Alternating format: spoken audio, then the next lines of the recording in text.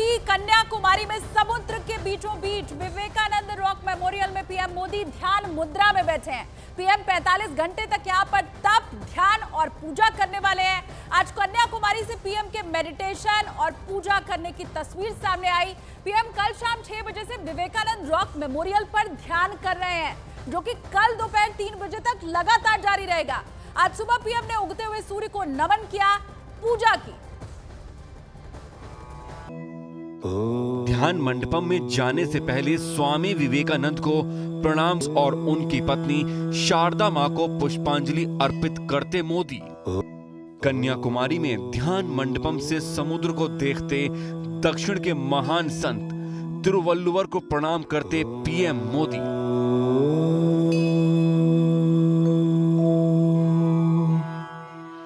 Vivekananda rock memorial के ध्यान मंडपम में प्रधानमंत्री नरेंद्र मोदी 45 घंटे की ध्यान साधना शुरू कर चुके हैं। 1 जून तक प्रधानमंत्री ध्यान मग्न रहने वाले हैं। पीएम मोदी उसी जगह ध्यान कर रहे हैं जहां 1892 में स्वामी विवेकानंद ने ध्यान किया था।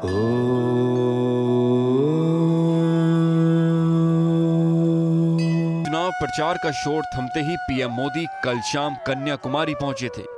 यहां उन्होंने सबसे पहले भगवती देवी अम्मन मंदिर में दर्शन पूजन किया।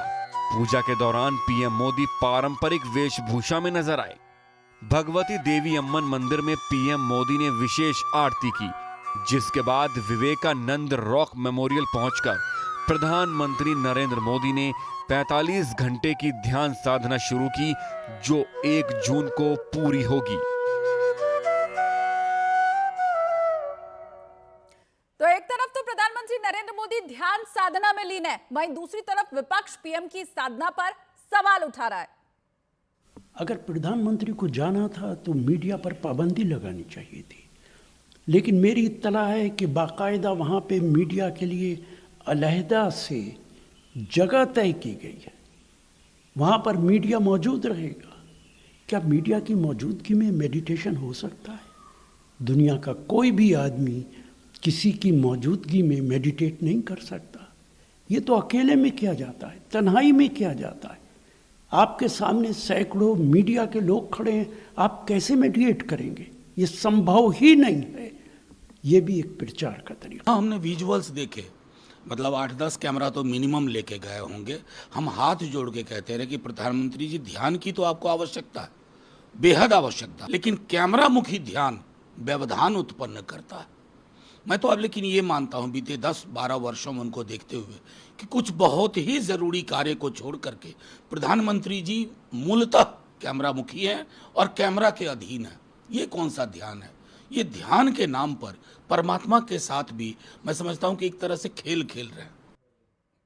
अब देखिए, आज तो विपक्ष ये कह रहा है कि मोदी की तपस्या करना इसलिए गलत है क्योंकि इससे चुनाव में वोटर्स को प्रभावित किया जा सकता है।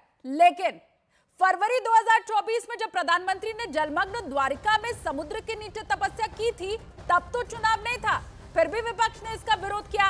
राहुल गांधी ने इसे ड्रामा बताया। तब कौन सी चुनाव आचार संहिता भंग हो रही थी? इसके पहले प्रधानमंत्री की साधना का विरोध तब भी हुआ था जब 2019 के आखिरी चरण के चुनाव के बाद पीएम मोदी केदारनाथ की गुफा में तपस्या करने पहुंचे थे। तब भी विपक्ष ने मोदी के तप का विरोध किया था। मोदी जब राम मंदिर की प्राण प्रतिष्ठा कार्यक्रम में शामिल हुए, तब भी विपक्ष ने इसका जबरदस्त विरोध किया था। तब समाजवादी पार्टी ने कहा था कि यह संविधान की शपथ का उल्लंघन है। जब मोदी ने आदि योगी की 112 फीट ऊंची प्रतिमा का अनावरण किया, तब भी विपक्ष ने इसका विरोध किया। जब केदारनाथ में प्रधानमंत्री ने आदि योगी शंकराचार्य की प्रतिमा का अनावरण किया, तब भी विपक्ष ने इसका विरोध किया। जब प्रधानमंत्री ने नई संसद में सनातन संस्कृति के प्रतीक संगोल की स्थापना की, उस वक्त भी विपक्ष ने विरोध किया। जब रफाल की शक्ति पूजा हुई, तब भी विपक्ष ने इसका विरोध किया। तो पीएम मोदी की साधना पर विपक्ष लगातार सवाल उठा रहा है। कांग्रेस ने साधना की तस्वीरें सामने आने पर अब सवाल खड़े किए हैं, जिस पर बीजेपी ने पलटवार किया है। अगर वो ध्यान करें, ये उनका निजी मामला है, आस्था निजी विषय है, धर्म निजी विषय है। लेकिन अगर उसी आस्था को और उसी धर्म को और उसी ध्यान को वो 1000 कैमरों के बीच में करेंगे तो प्रश्न उठेगा। लोग कहेंगे कि कहीं ना कहीं चुनाव को प्रभावित करने का तरीका है। और हम लोग चुनाव आयोग इसीलिए गए हैं, वो निजी रूप से कुछ भी करें लेकिन 1000 कैमरों के सामने करेंगे, मीडिया के सामने करेंगे, और मीडिया अगर उनको दिखाएगा तो निश्चित तौर पर हम प्रश्न उठाएंगे। न उन लोगों के पास कोई सवाल करने का हक है, न उनके पास कोई जवाब है। माननीय प्रधानमंत्री आदरणीय नरेंद्र मोदी जी को यह जनता इस तरह से अपने हृदय में बसा रखी है, जिसका तकलीफ वो घमंडिया गठबंधन वालों को, भ्रष्टाचार में लिप्त लोगों को, परिवारवादी और तुष्टीकरण वाले को हो रहा है, तो होने दीजिए, जनता बहुत खुश है। और चलिए अब आपको एक और दिलचस्प तथ्य बताते हैं जिससे आप ये समझ पाएंगे कि चुनाव किसी की तपस्या का विरोध करके नहीं बल्कि कड़ी मेहनत से जीता जाता है। देखिए, इस वक्त नरेंद्र मोदी की उम्र है 73 साल। 45 घंटे का मौन व्रत करने के पहले पीएम 206 चुनावी सभाएं, रोड शो और इवेंट कर चुके हैं, 80 इंटरव्यू दे चुके हैं। वहीं प्रधानमंत्री की उम्र को मुद्दा बनाने वाले इंडी गठबंधन के युवा नेता राहुल गांधी की उम्र 53 साल है, जिन्होंने 107 चुनावी सभाएं की, इंटरैक्शन किए, इवेंट किए और मात्र 1 इंटरव्यू दिया है।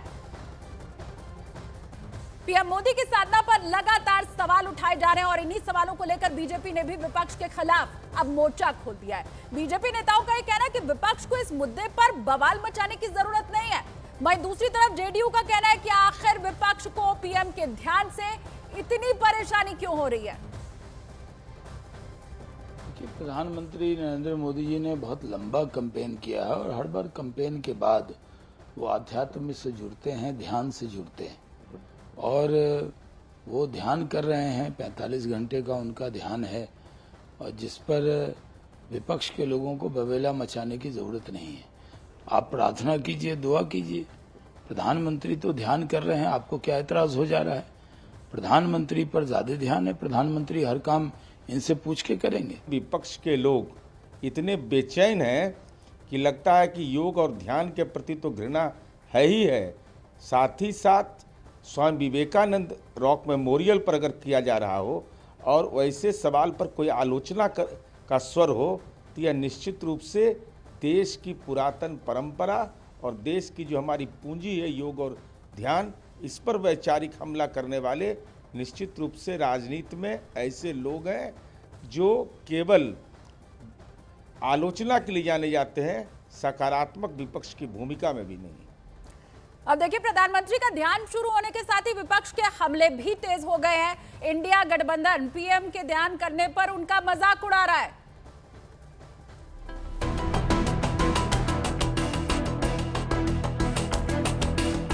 प्रधानमंत्री कन्याकुमारी में एकांत में जाकर ध्यान में लीन हो गए और इधर विपक्ष के आरोपों का शोर बढ़ गया। कांग्रेस से लेकर टीएमसी, आरजेडी और समाजवादी पार्टी आरोप लगा रही है कि चुनाव प्रचार थमने के बाद पीएम के ध्यान कार्यक्रम से उनका प्रचार ही हो रहा है। इसीलिए कांग्रेस चुनाव आयोग से शिकायत भी कर चुकी है। कहीं तपस्या के लिए दूर चले गए हैं, क्योंकि उन्हें भी तो कहना है आखिरी में जब परिणाम नहीं आएगा कि हमारी तपस्या में कुछ कमी रह गई थी।